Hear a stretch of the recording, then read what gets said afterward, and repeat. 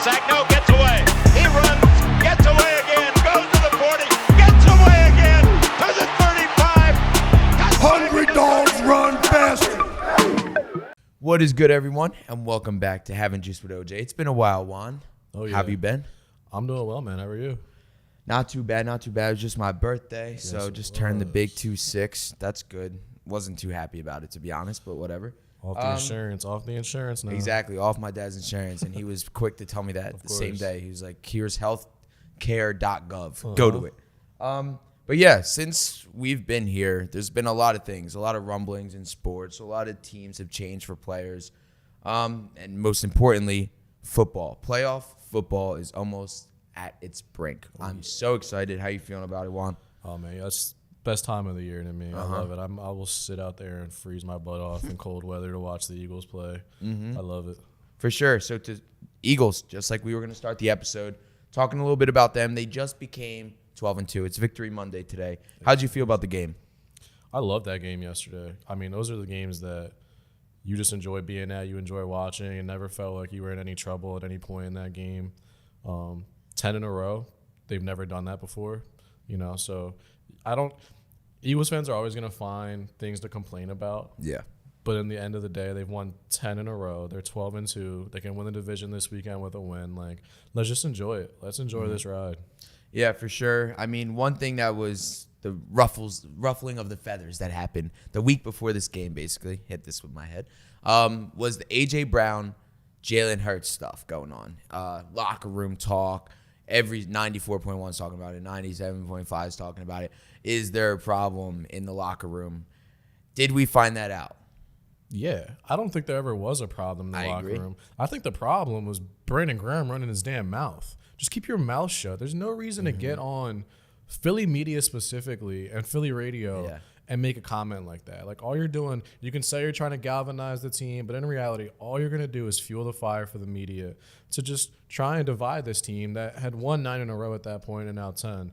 So I don't think there really ever was a problem. I think that Jalen and AJ, they might not be the best of friends like they were, but that's kind of what happens when you're in a competitive nature and you're on a team and everything. You spend all day with this guy. There might be some things that go wrong, but at the end of the day, it's not a locker room problem, right? Yeah. I think that's something that's got to be kept in-house, especially when it's in the middle of the season. Brandon Graham, come on, bro. You know how this shit works. You know how people feel once they hear one sentence, Philly media will take it a whole different way. So I think that was the main issue. Yeah, BG, you can't be talking like that. You gotta shut up and then just keep playing. And especially I love BG, but you're hurt. You're on the sideline right now. You can't really do anything to help the team besides talk. So when you run your mouth like that, I just don't see how it adds any positive impact to the team. And there was also a lot of talk about Jalen and his capabilities at quarterback. So one thing I got to ask you on, Jalen is a top blank quarterback this year. This year, I'll be the first to tell you, I don't think Jalen's playing as well as he should be. I think you finally have somewhat of a competent offensive coordinator who even at times kills me. I can't stand watching a 3rd and 7 with 3 curl routes to the sticks. It blows my mind, but to answer your question, I have Hurts at 6 right now. 6, Allen, Lamar, Burrow. Mahomes isn't having the best year, but he's still Patrick Mahomes. You can't leave him out the top 5. Yeah, for sure. And you also can't deny what Jared Goff's doing. Jared Goff is lighting the world on fire. 5 touchdowns yesterday. And a loss, but still. 5 touchdowns yesterday. Throwing 5 touchdowns in a loss, though, you can't even be that You can't upset. be mad at him. And not when your defense gives up 48 points, So I got Hurts at 6. Where would you have him? The one thing, when I was trying to decide how I felt about this, I knew top 5 wasn't it. Yeah. He's not a top 5 quarterback. I think top 5, you have to be elite in a lot of categories. I will say, I don't think obviously he's not an elite passer.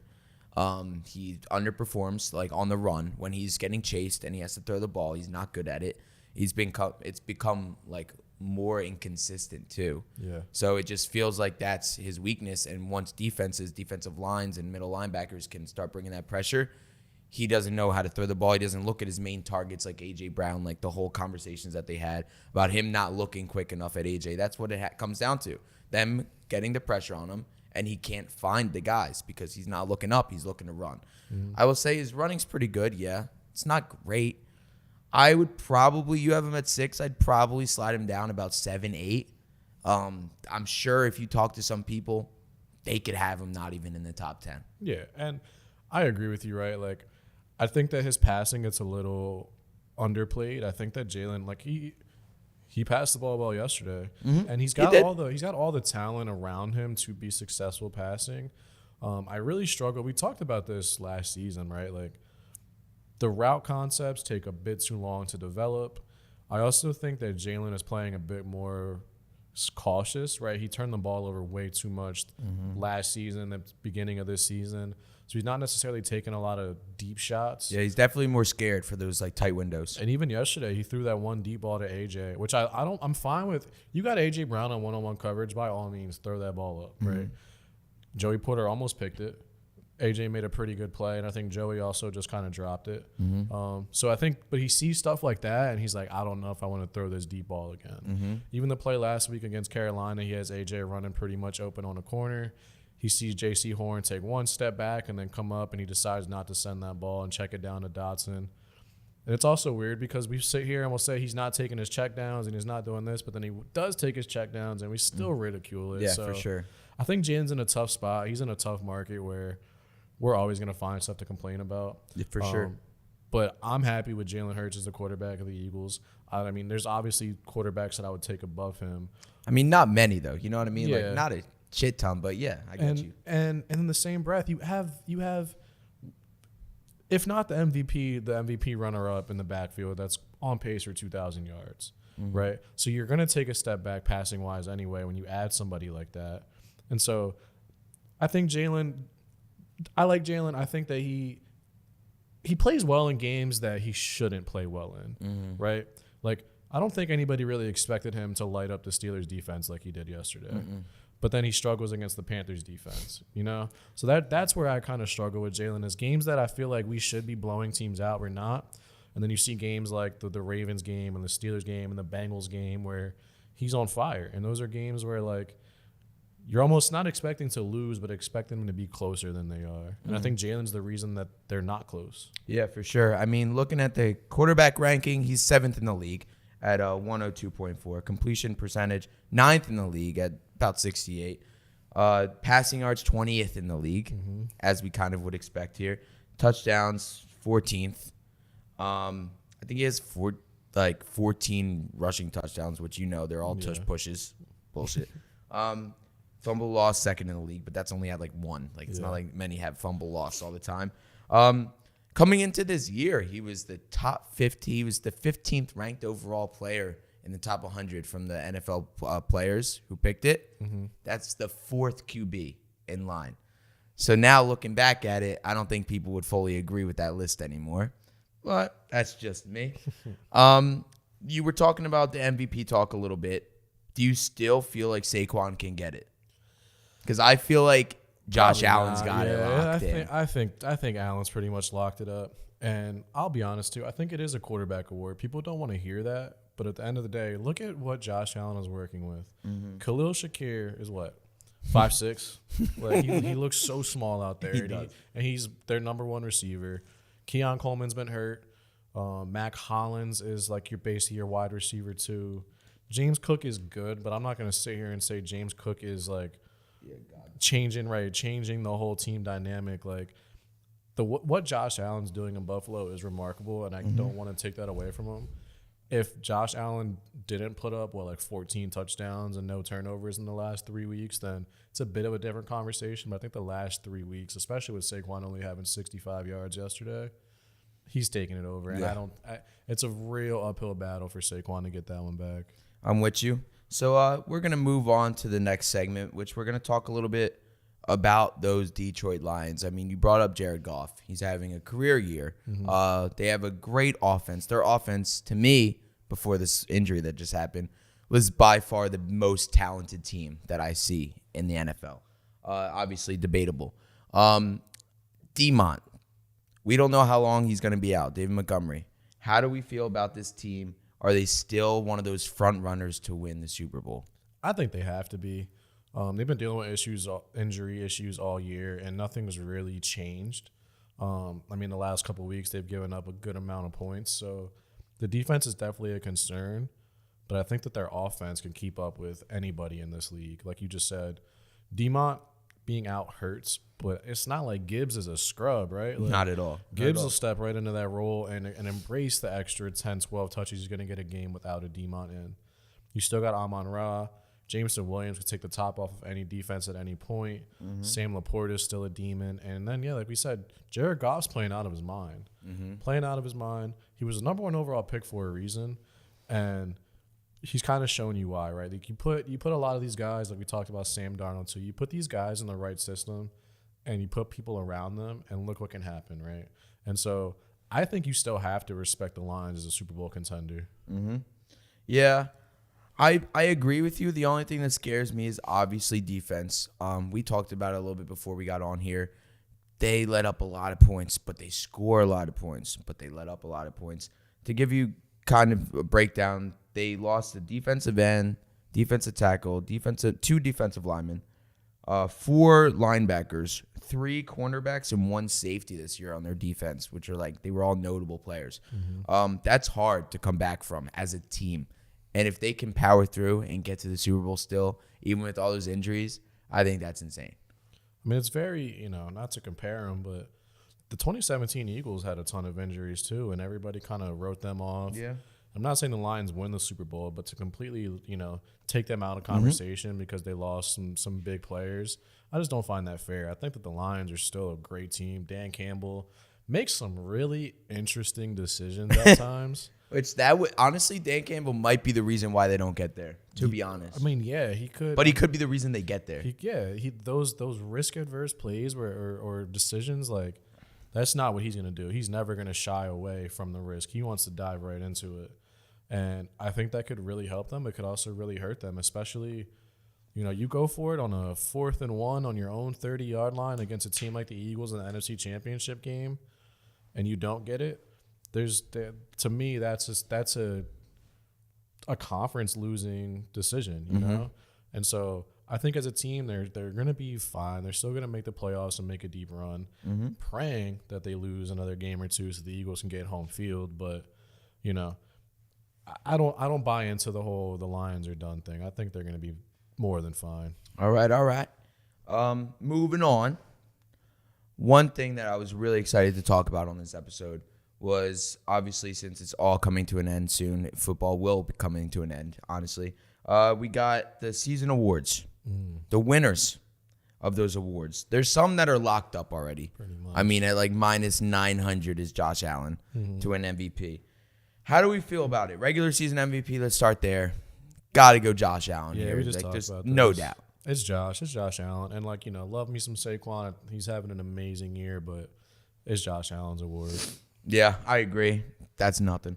Offensive Player of the Year. I think this is where your boy will get it. I think that's an easy Saquon pick. I think so too. I think it's, if you're gonna give an MVP to the quarterback or a quarterback MVP award, then Saquon should get Offensive Player of the Year. The man's he was on pace to break records, and he still might. He has a couple big games these next couple weeks, and he might break that rushing record, but. As a whole, Josh Allen's MVP, Saquon Offensive Player of the Year. Offensive Rookie of the Year. Man, you know what's interesting? It was Jaden Daniels' award for pretty much the whole season, but I feel like you got to give it to Brock Bowers. Yeah? Brock Bowers is putting up a legendary tight end season as a rookie on a team that's just shuffling quarterbacks in and out. Yeah. And I watched Brock Bowers, and I come away thinking he is the most impressive rookie. Jaden Daniels is having a great year. I don't want to take that away from him, but I got Brock Bowers winning Offensive Rookie of the Year. I'm still going to have to stick with my boy Jaden Daniels, one of my favorite fantasy quarterbacks right now that I have. I just think he's been phenomenal. Yeah, you're right. Brock Bowers just has had absolute garbage throwing him the ball. I mean, like you said, they got Desmond Ridder tonight. That's no fun. Atlanta Falcons know that. So I like your pick in Brock Bowers. I think he's number 1 ranked at tight end position right now. Yeah. Amazing. So I definitely see where you're coming from, but I just think Jaden Daniels this entire year has just done things that people didn't expect Jaden to do this right away. They thought he was going to take some time to develop. I mean, even I did. I can say I'm wrong on that front. So I'm still giving it to Jaden here. Defensive Player of the Year. I locked this bet in before the season even started. I put TJ Watt. Who do you think? TJ's he was really fun to watch last night. There's things in football that just genuinely get me excited, and one of them is that they call it the peanut punch, where defenders just come in and they full blown swing on the football trying to punch it out. That man had the most perfect peanut punch I've ever seen yesterday on Jalen. Ball was right in the belly. He came in and just popped it right out. Had a sack like pretty much directly in front of me. Got up screaming. Like, he's exciting to watch. I'm a big TJ Watt fan. I think we got to give Jalen Carter a little bit more recognition.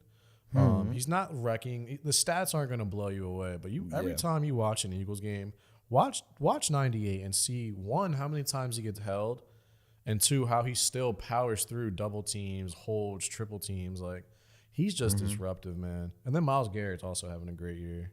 Yeah, I'm with you on that. Myles Garrett, definitely impressed. I was excited. He's just a muscle. Yeah, that dude's just one big muscle. Dude's an absolute unit. But yeah, so I'm still sticking with TJ there. But I like you. Go check out 98. Defensive Rookie of the Year. Your boy Quinyon is in the top 3 right now, kind of for this pick. He's a favorite now. I saw as of last night he was. It's it's slight though. It's a slight favorite. Yeah, Quinyon's been amazing, and it shows you when he doesn't get targeted. Nobody throws the ball his way. It doesn't matter.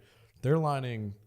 When they played Washington, they lined Terry up on the complete opposite side because they wanted nothing to do with Quinyon. And that shows you how much the league already respects him. Yeah, I will say Jared Verse on the Rams, watching him is fun too. He lit Mailata up on something I've never seen before.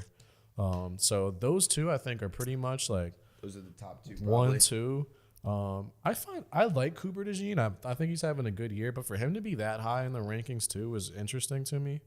I think he was like 4th or 5th in the odds last I saw.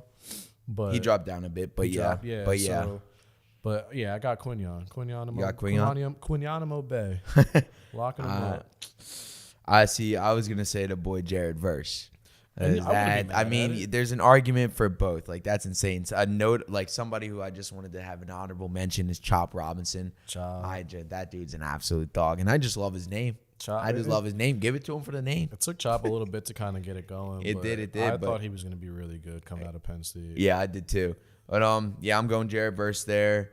Moving on, the last award. This one seems pretty locked up. This kind of seems like an MVP type of deal right here.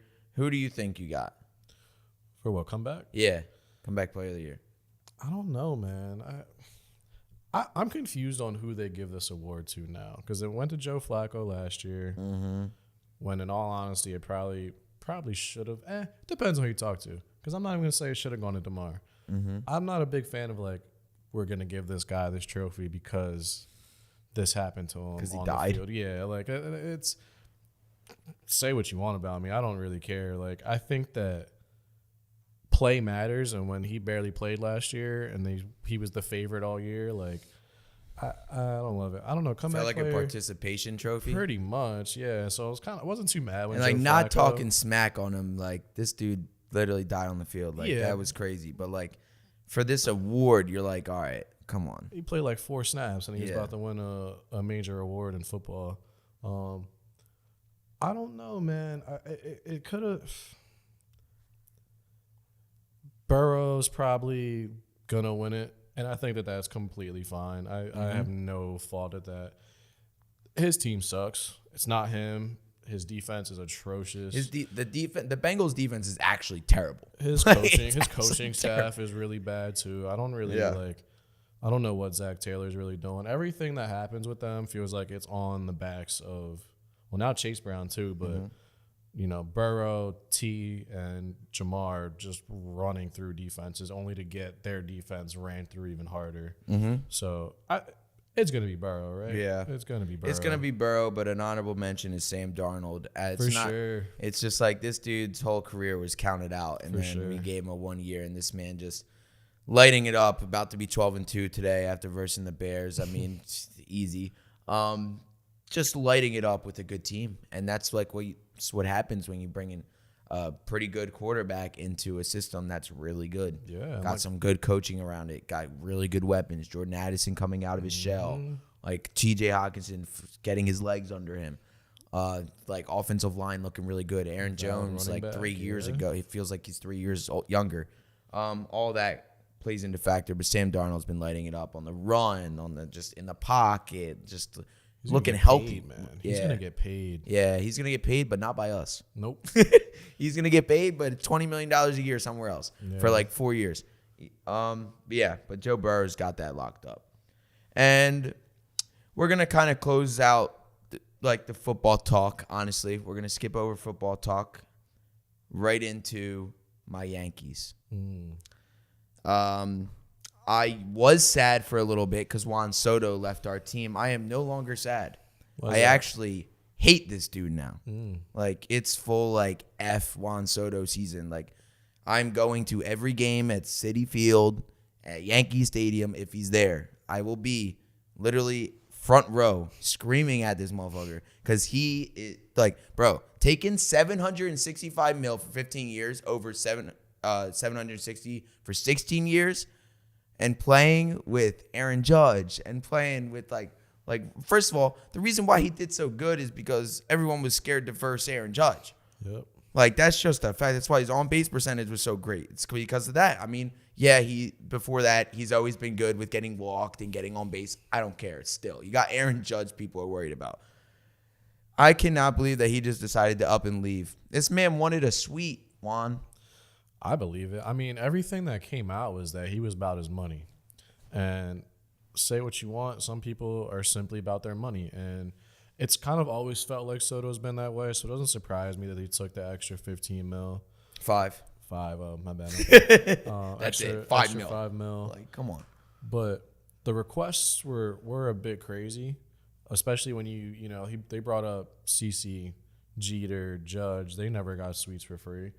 And so why should you and Steinbrenner made a good point too, right? Like, we're giving you a $760 million and you still want a suite for free?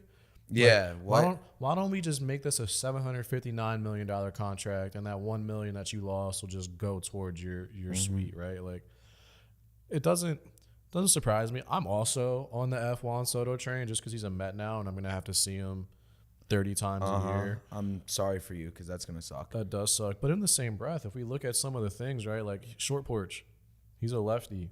Short porch in Yankee Stadium versus the Mets Stadium. The Mets have a pretty deep field. They do, yeah. And if he's going to be playing right field, that wall's got all kinds of angles on, and he's not a great defender. He's not a great defender. He just drops balls in front of him. So at what point, do you realize that you're paying a DH $55 million a year? Especially when he's a fake 26-year-old, bro. I swear, bro. You see them. You see like his architect. Yeah. Like his archetype. Like, look at that, John. Dad bod. Like already. he's got a dad bod right now. If everybody sees the picture of him in the Mets uniform, this man gained 30 pounds in like a month because he was going on all these dinners. All them free agency meetings, bro. Insane. This man's got to at least be 29. I'm calling you out, Juan Soto. You are 29, probably 30 years old. So you're going to go into a 15-year contract. You're going to be 45. So that means for the last 6 years of your contract, you're just DHing because there's no way your knees are working at that age. I don't even think it's 6 years, bro. I think they give him 2-3 years in right field and then just DH him. Yeah. Because you're going to realize at one point that he's a negative defender. Yeah. Right? He's not even an average defender. He's a negative defender. Short porch made him look better because he had no ground to really cover. But you saw in Washington, you saw in San Diego, like, he doesn't track balls well. He doesn't take good angles. You're not going to be comfortable putting him out there in right field every day for a team that's supposed to compete. So, right, at that point, you're now paying a DH $55 million a year. He's not Ohtani, right? He can't pitch, and he's not putting up Ohtani numbers at the plate either. So I think it's a crazy contract. I think it sets a bad precedent for baseball too. I think that it's just players are gonna start demanding these massive deals, and I think Juan Soto's a great player, but 765 is crazy. That's wild. Yeah, and also to put a cherry on top, Derek Jeter and Aaron Judge both play for their family suites. Mm-hmm. Why do you need it, Juan Soto? You just got here, bro. You're not even a captain. Exactly. Yeah. To close out the episode real quick, I want to put down some of our bets that we have tonight, just then we can track them. Let's do it. And you guys can hold us accountable too. So tonight there's 2 Monday night games. For first games, Vikings favored -7 versus the Bears. Do we like that? Are we taking that? Oh, I'm taking that all day. Yeah, I'm smacking that. I'm taking that all day. I'm probably alt spreading it to -14. I looked at some of the alt spreads, and I think you get good value on a lot of them. You get good value on -7. I saw -7 was like -102. So Yeah. you're getting your 8 cents back on that. Yeah. But yeah, -7 versus the Bears, like I'll take it. Brian Flores versus a rookie QB. I'll take that. Mm-hmm. And then some of the bets that I like are TJ Hawkinson, 4+ receptions. I think he gets targeted a couple times. Jordan Addison touchdown because they're going to triple team Justin Jefferson. He's going to get at least 1. Jay Jettas, 30+ yard reception. Love that. Sam Darnold, 2+ passing tutties. I like those. I really like Jalen Johnson, the Bears corner. He's a dog, and I think that him and Jettas are going to have some good battles. Nobody really shuts Jettas down like that, but I could see Addison having a big day because, like you said, they have to focus so much on Jettas. I have on here. I'm a big Aaron Jones guy. I think he gets in the end zone tonight. Vikings -7, I think is a very safe bet, and a couple value plays here that I think should hit pretty easily. Right, DJ Moore for 50 yards, and Addison for 60 yards. There we go. Two player props that I feel should get done and should hit pretty easily that you can get for pretty solid odds. And then the other game is the Falcons favored at -6.5 at Raiders. How do we feel about this game? I couldn't care less about this game. I don't know, man. Falcons kind of sucked. Kirk kind of sucks. It's kind of hard seeing this fall off. No, it's not. It's not that hard. For me as a Vikings fan, I couldn't give 2 shits about my man's Kirk Cousins.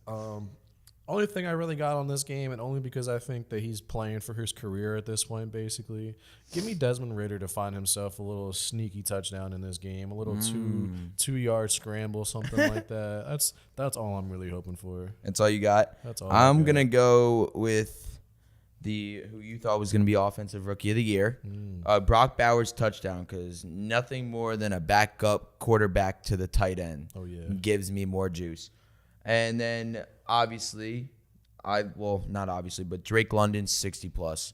I like that. Lock it in. I like that too. Yes, sir. So hold us accountable to those Monday night bets when this comes out, probably on Friday. And thank you guys so much. Like, comment, subscribe, and peace out, boys and girls. In trouble. He's going to be sacked. No, gets away. He runs.